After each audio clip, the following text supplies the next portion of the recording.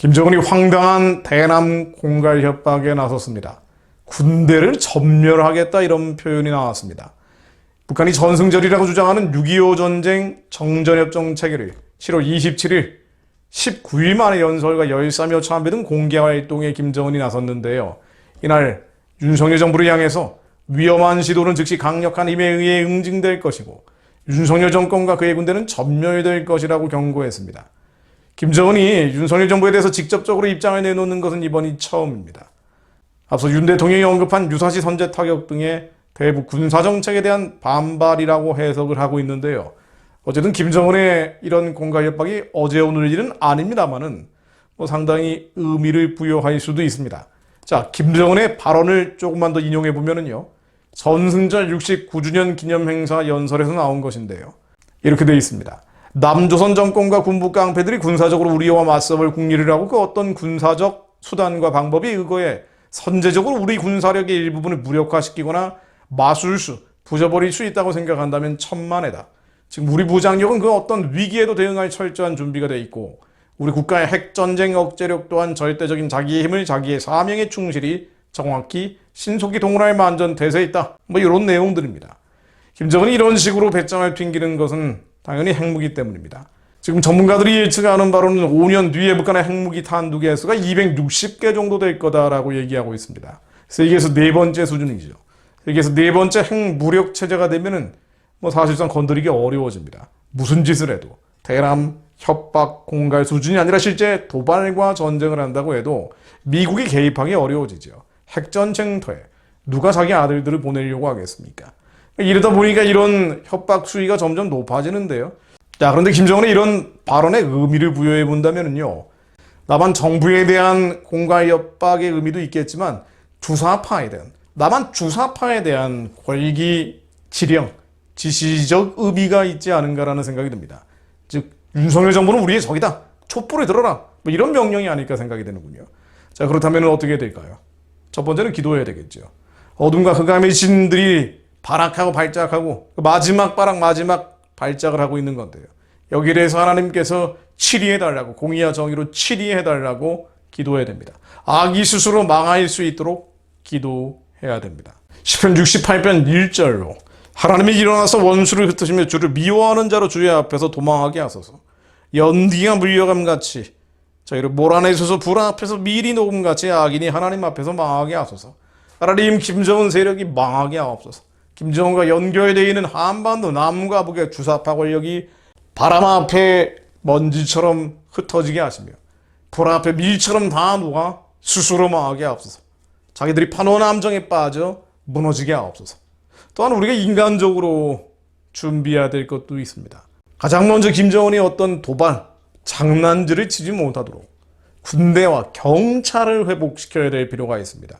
김정은이 군대를 전멸시키겠다고 얘기를 했죠. 자, 군대를 전멸시킬 수 있는 뭔가가 있기 때문에 이런 말이 나왔을 수도 있습니다. 무슨 얘기인 거 아니에요. 대한민국을 지키기 위한 무장 권력이라고 하면은 군대와 경찰인데 군대 경찰 안에 자기 편이 많다는 얘기일 수도 있어요. 자, 이게 그다지 과장된 말이 아닐 수 있는 게요. 얼마 전이죠. 2022년 4월 말 국군이 현역 대위 한 사람이 북한에 간첩 활동 벌이다가 잡혔습니다. 군대 안에서 간첩들 잡히는 거 이거 굉장히 자주 일어나는 일이에요. 북한 공작원인 해커로부터 가상화폐를 받고 군사기밀을 빼돌리다가 구속된 사례입니다. 공교롭게도 이 대위는요. 북한 지휘부 제거 작전을 수행하는 육군 제13 특수임무여단, 특임여단 소속이었습니다. 그 참수부대라 그러죠. 이 참수부대 대위가 간첩이었다는 거예요. 그다지 놀라운 일이 아닌 게요. 한두 명 간첩의 문제가 아니라 주사파라는 널찍한 모판이 한국의 문화 권력, 또 경찰도 군대에도 당연히 주사파들이 많이 있을 거예요. 대한민국의 해체, 실은 한국 교회를 해체하려는 가짜 평화주의자, 가짜 민족주의자, 거짓 인권 운동가들이 끝도 없이 양산되다 보니 이런 간첩들도 나오는 겁니다. 평양은 입당, 조선노동당 입당이라는 올무를 던지죠. 여기 기름기처럼 엉겨붙은 자칭 진보 깨시민 집단, 팬덤을 만들고 있습니다. 거대한 좌파 연합, 좌익 연합이 한국에 있기 때문에 김정은이 배짱을 튕길 수가 있는 겁니다. 예전에 황장엽 선생이 남한내 간첩이 5만 명에 달한다고 했는데요. 주사파들은 그 몇 배수에 달하겠죠. 근데 이 5만 명의 간첩들과 그보다 몇 배에 달하는 주사파들이 어디 있겠냐 말이에요. 어디 있겠습니까? 제일 많은 데가 정치권이겠지만 시민운동, 노동운동 이런 데겠지만은요. 군대 경찰에도 많이 있을 겁니다. 예전에 김문수 지사가 언급한 것처럼 좌파 연합이 수백만이다. 그럼 대한민국 어디도 성한 곳이 없다는 거예요. 정상적인 목소리를 낼 수 있는 사람들은 대한민국의 제도권 안에는 들어가기 어려운 구도가 이미 박근혜 대통령 탄핵이 벌어지면서 구조화됐다는 얘기입니다. 군대 역시 안전할 수 없다는 논리가 나옵니다. 잠수부대 간첩 사건 역시 빙산의 일각이라는 거죠. 기무사령부, 국가정보원의 공안기능 심정지 상태로 빠진 지 오래입니다. 이건 제가 몸으로 겪었던 일입니다. 저는 과거에 이명박 박근혜 정부 당시에 군부대 강연을 400여 회 가까이 했는데요. 많은 간부들, 장교들과 식사하면서 교제를 했고요. 이야기 나눠봤습니다. 보수정권 시절이고 대한민국 장교단임에도 불구하고 좌파 좌익 성향 정말 적지 않았습니다. 아예 종북적 이데올로기, 이념을 내비치는 장교들도 있었고요. 긴장을 풀고 식사하다 보면 속 성향이 얼핏얼핏 드러나는 경우가 많았죠. 한 번은 북한하고 주사파 질체에 대해서 강연을 했는데요. 그 강연한 다음에 대령 계급장을 단 분하고 격노를 벌인 적이 있어요. 그분이 얘기하기를 우리 진보 세력을 왜 비판하느냐는 거예요. 우리 진보 세력. 아니 저는 반헌법적인 주사파들을 비판한 건데 우리 진보 세력이라고 얘기합니다. 또 북한 체제의 평화적 붕괴를 얘기하니까 극우적인 주장에 동의할 수 없다. 또 한반도 평화를 위하는 진보라고 스스로 자처하는 그런 장군들도 여러 명 만나봤었습니다. 이게 이명박 박근혜 정부 때 있었던 일이에요. 아마도 김대중 노무현 정권 10년을 거치면서 소위 남북 화해협력을 이념적으로 주입받고 또 특정 지역 출신들이 군대 안에 카르텔을 만들고 있는 게 아닌가라는 생각이 들었습니다. 지금은 더 하겠죠. 문재인 정권 5년 지나면서 이런 흐름은 군대 안에서 훨씬 더 심해졌을 겁니다. 김정은이 군대를 끝장내버리겠다라고 얘기하는 게 단순히 장난처럼 안 들리는 게요. 물론 장난으로 흘러들을 수도 있어요. 그런데 북한이 도발을 하고 또 한국 군대가 여기에 대응하려고 할 때 예전에 6.25 사변 전에 숙군 작업이 일어나는 그 군대 안에 숙청 작업이 일어나기 전 상황처럼 돼 있는 건 아닐까라는 좀 약간의 걱정이 있습니다. 주사파 입장에서도요, 군대 내 자기 세력 심으려고 더 집요한 노력을 전개해 왔겠죠. 6.25 직전의 여수 순천 반란 사건, 군부대 안에서 일어났던 반체제 세력의 봉기였습니다. 75년 월남의 공산화 당시 무너진 결정적인 스모킹건도 군대 좌경화였죠. 참 안타까운 일은요, 과거에 군부대 강연이 신나게 돌아다닐 무렵에는 적어도 청년 장교단, 이 어린 친구들, 젊은 친구들만큼은 마치 조국 통일을 위해 무예를 연마하고 있는 화랑단 같았어요. 선과 악을 분별할 능력이 이 세상 때가 덜 들어갔기 때문에 그랬을 겁니다. 분별할 수 있는 그런 능력이 보였습니다. 종교 집회가 아니었는데도 비전의 불씨를 받으면은요, 북한의 해방과 구원을 위해서 한 목소리로 부르짖었죠.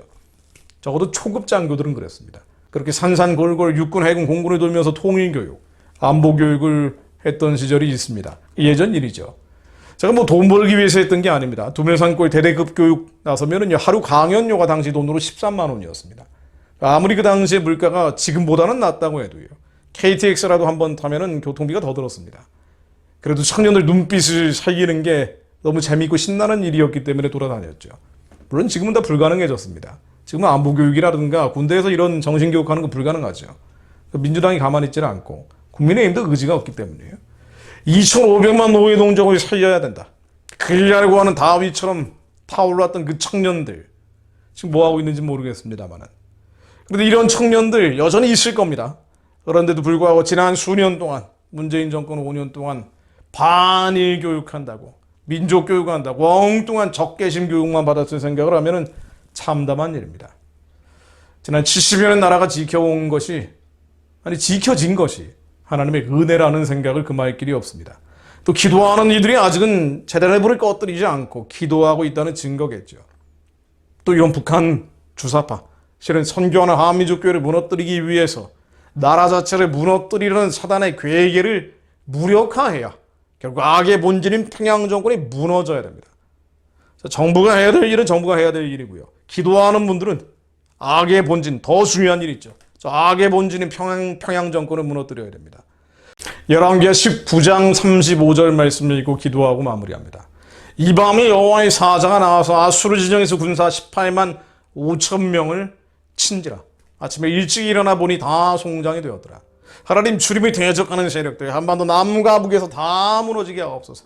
자기들이 파노 함정에 빠져 망하게 하옵소서.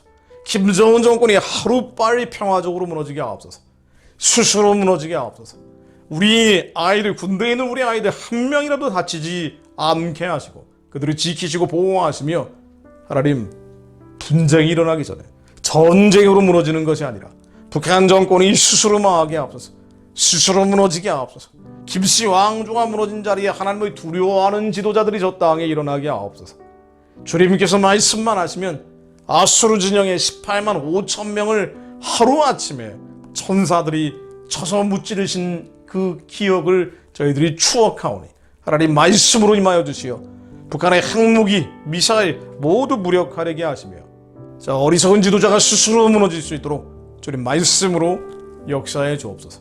언젠가는 하나님을 경외하는 지도자, 하나님이 두려워하는 대통령이 세워지게 하시고 북한의 해방과 구원을 위해 선포하는 자, 2,500만 백성들을 해방하고 구원하기 위해 주님의 십자가를 담들 칠 수 있는 자가 대한민국 대통령으로 세워질 수 있도록 주님께서 은혜를 내려주옵소서. 윤석열 대통령이 하나님을 알게 되기를 또 그 역시 하나님이 사용해 주시기를 함께 기도합니다. 주님 역사하여 주옵소서. 예수 그리스도 이름으로 기도드립니다.